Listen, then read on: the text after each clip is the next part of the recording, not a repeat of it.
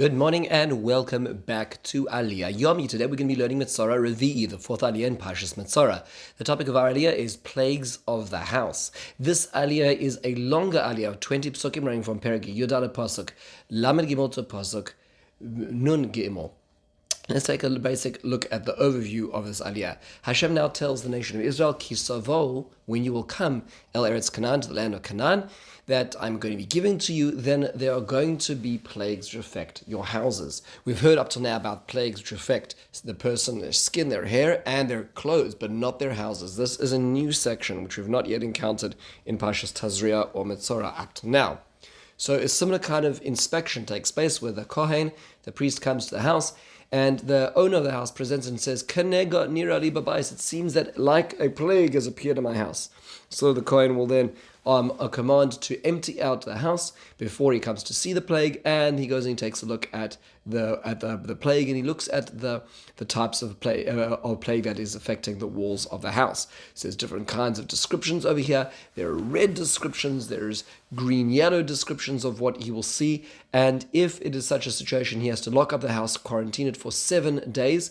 On the 7th day he comes back, and if it is spread, then he says, you have to remove those stones that the nega was on and throw them in a specific place, an impure place outside the city, and then the house has to have this place removed, and the dust is placed around it. It's a very complicated process to purify it.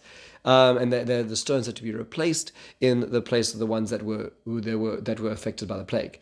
If the plague comes back after it was fixed, the so to speak, a spot fixing was done, then in that case, unfortunately, the house has to be completely destroyed to its foundation in such a situation. And when the house is in a state of impurity, anybody who enter the house would also become impure.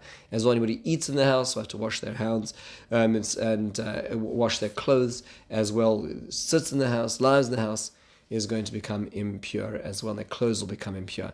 And we then hear about the whole process that if it does not spread, then we hear about the process of the korbanos brought for the person who needs to purify themselves because of the plague on their house. And it sounds very similar to the korban which is brought to the two birds at the beginning of the parsha in Parshas Metzora, Aliyah number 1. So a few basic questions that are worthwhile noting. We did deal with how it is that you can have an organic plague affecting an inorganic object like clothes or house at the end of Parshas Tazria. But for our purpose, a few basics to ponder. Number 1 is, why is it that this is described as only when we enter into the land of Israel? So Ibn Ezra says in a very beautiful language, Ba'avur godel ma'alas ha'aretz. Because of the greatness of the land of Israel, ki ha'mikdash b'socham, that the sanctuary is in it, va'kavod b'soich ha'mikdash, and Hashem's honor or divine presence is in the Mikdash, and therefore it can only be effective in this case. And that's what the Ramban says as well. The Ramban says it is a gift to have the plague with Tzaraas, that when we have spiritual demerits, that it is clearly observable on our very houses, on our clothes, on our bodies. Most people today just carry on doing terrible things, and they don't have any recourse. They don't see anything has changed, and therefore they carry on doing the bad and corrupt things they do in their life. It's a gift to be able to see one's wrong, and that's what Tzaraas is, but only in a place where there's an elevated level of holiness, as the Ibn Ezra says, when there's a Mikdash. The Racham HaKodesh puts it into perspective, quoting a famous Chazal, which often we see in Rashi, which is that there is a certain gift in the land of Israel, in that the reason why it's called the land of Canaan and not the land of Israel here is because when the Canaanites heard that Israel were coming, they tried to put their wealth hidden behind the walls into false basements and all kinds of places. And when Tzaraas would affect the houses and the walls would be broken down, all the gold and the silver would be discovered. So there was a certain hidden blessing in the plague itself as well. The Oracham takes it one step further and to point out that that's why perhaps the order of the parashios is as such, that first we have the Tzaraas, which affects the body, and then the clothes, and then the house, because the house is only going to be when they're actually enter the land of Israel. But Tzaraas will be in effect for the 40 years in the desert, even though it's only on the body and clothes. So it's put in that order because Hashem says, don't worry, when you get the blessing of being in the land of Israel, you'll be able to get the Tzaraas on the house, not just on the body and the clothes.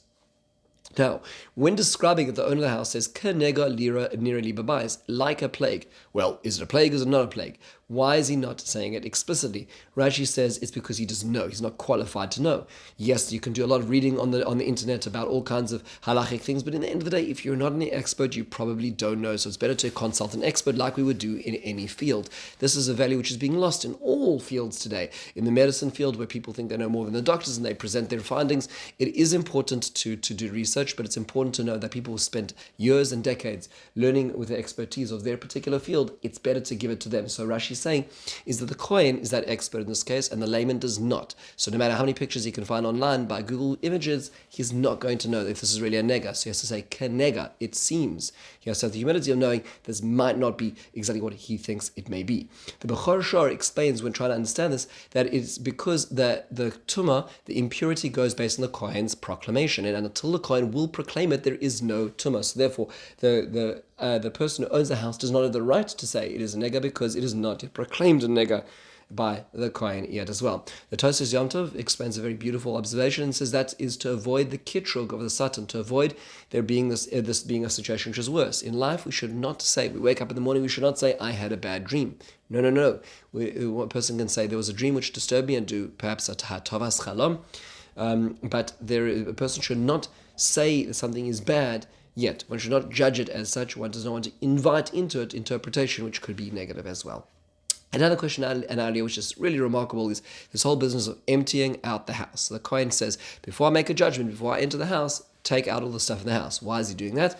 That is very clearly in order to avoid anything in the house, the couches, anything, all the piano, the dining room chairs, anything from becoming impure by being in the house at the time of Tumah, which just seems a little strange because if it is Tameh, if it is impure, it should be objectively so. How could it be that relatively, once you take it out, everything's fine? It was impure beforehand. What do you think? It suddenly switched to being impure the moment the Kohen walked in the house? So we see this elsewhere in Parshas Tazria. Rashi quotes a very famous Gemara that a Kohen will not proclaim a chasan, a person who just gets married in the first 7 days of their marriage, impure from Tzaraas, nor a person who's doing Aliyah Regel, who comes up to Yerushalayim at the time of the festival pilgrimages. So is the person impure or not? Is the test positive or negative? Is the quarantine required or not? Why is it that seems to be there's certain exceptions to this? How does this work? So there's one very beautiful explanation which I think is important to appreciate, and that is that really a lot of the plagues actually come from the idea of lashon hara, bad speech. And the interesting thing about bad speech is sometimes we say to ourselves, does a word really matter? Does what I say really make so much of a difference in anybody's life? And the answer is yes. And you know how you're going to see that works out? Is that when the Kohen says tameh, at that moment onwards, it is objectively tameh. And from the moment before he says that, it was not. And therefore you can remove your furniture beforehand because his word really counts. Words make a difference. Words create, words destroy in a spiritual sense, and learn a little bit about how you speak. That's the lesson to be learned over here. It's a famous story told about the Rashash. The Rashash was a great great sage living in the 19th century in Vilna, Rav Shmuel Strashon, who was also a businessman and a great Talmudist, a great sage. And there was a person who came to repay a debt. He asked for a loan from the rabbi. The rabbi gave him a loan of 10,000 rubles. The man came to pay it back and put it in an envelope and gave it to the Rashash while he was learning. Placed it in the Rashash's Gemara. The Rashash was so involved in his learning, he did not notice that this had happened, put away the Gemara, and that was the end of it. So came the time for the recollection of the debt, and the Rashash approached this individual and says, I owe you the money, you owe me the money, and the man says, I'm so sorry, I paid you. It was a large sum of money, I paid you back. Rashash says, I beg your pardon, I didn't receive it. And so the Rashash didn't want to push this further, but people got to hear, and they understood that this person owed 10,000 rubles to the Rashash, and when the community had to make a judgment between this fellow and this holy rabbi, they understood that and they thought that really this was this person trying to avoid a debt. Until quite a while later, when the Rashash opened up this particular Masechta, this Gemara, and he found the 10,000 rubles, and he realized what had happened, and he felt absolutely terrible. What can you do now? People's perception. Look what people are saying on the street, words that can destroy people's lives. So he didn't know what to do, and he said, if I go now exonerate him publicly, people are going to say, oh, what a tzaddik, look, the Rashash is giving up, he's being mevater, he's trying to be such a nice person, but that's not really what happened. So Rasha said, no, he didn't know what to do. So he said, you know what? The best thing he can do is, he says, we'll make an arrangement. You have a daughter, I have a son, and they made a shidduch between them that their children got married. That was the only way he could be able to possibly save this person from the bad language. And the Rashash wasn't the one who created this. But nonetheless, the situation, the idea of what words people say can destroy people standing their lives forever. That's what therefore the lesson of language and what words can do is taught very much in the way that a person repairs this.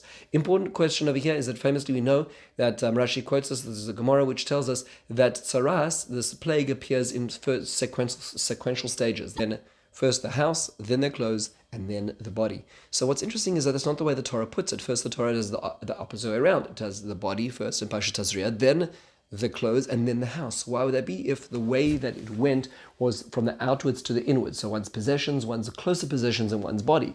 Why would it be placed in this opposite order? So there's a few different ways we can look at this. One possibility is that the idea of tzaraas is a deterrent. Hashem does not want a person to get tzaraas. Hashem wants to warn a person. So Hashem warns us with the worst possible suggestion first. Meaning it could really affect your own body. You could have welts upon your own skin. Be very careful. Don't let that happen to you. That's possibility number one. Another possibility is that it's possible that, as the Midrash describes, that the point of it is that for a person technically speaking, would have necessitated getting it on their body first. But Hashem had a little bit of rachmanos. Hashem gave us a milder form only on one's house, only on one's possessions before it affects the body. God forbid, when anybody goes through any sickness and recovers, they realize that they would much rather have given their car, much given the bench in their front yard than anything about their health. But Hashem says, I'm going to allow it to affect the things that are inanimate, but really it should have affected you first, which is why it's put this way. And finally, the idea we saw in the Rachama Kodesh, which is that this is the first possibility of the tzaraas affecting a person was in fact on their bodies and their clothes, because they were not in the land of Israel when this mitzvah was given, and that would only come later on. And therefore, even the mitzvah was l'doros for all generations, but the application was somewhat limited in the first the commandment when it was actually given. With this, we conclude the fourth aliyah. In the meantime, have a wonderful and meaningful day.